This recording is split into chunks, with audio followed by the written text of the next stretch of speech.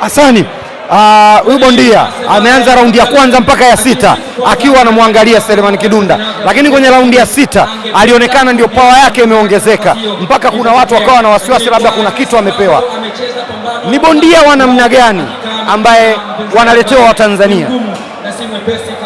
Mimi ninachoona katika, nilifuatilia mahojiano ya kwao kwenye face off, na yule jamaa katika pointi ambayo nahisi nilielewa kwake, ima iwe kwa kusema au kwa kumwelewa kwamba kuna maboksa wa masafa marefu na maboksa wa masafa mafupi. Kwa hiyo alichokitafsiri yeye ni kwamba Kidunda kuna raundi huwa anachoka, kwa alivyoelewa yeye. Nafikiri labda ndo alifuga pumzi, lakini tukiachana na hayo yote, mifumo yetu ya ufundishaji ya walimu ni tofauti na mifumo ya wenzetu. Kwa hivyo mtu akishinda au akiweza kumaliza mechi ngumu kama hii, bado anahitaji pia pongezi.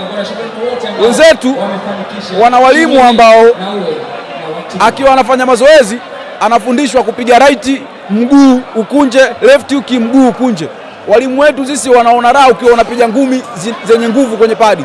Kwa hiyo wanakusifia lakini wanakupoteza. Kwa hiyo sisi tuna walimu hao wengi ambao ndio wanafanya viwango vya wachezaji wetu wa vikui.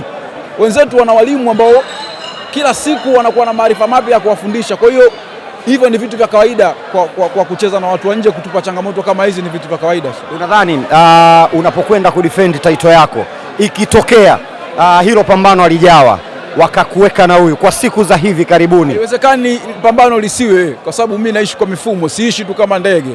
Haiwezekani lisiwe, litakuwa labda nife.